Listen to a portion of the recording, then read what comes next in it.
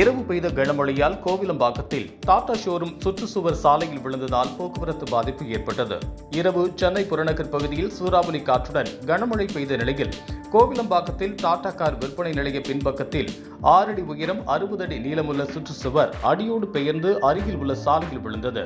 இதனால் அந்த சாலையில் வாகன போக்குவரத்து தடைப்பட்டது.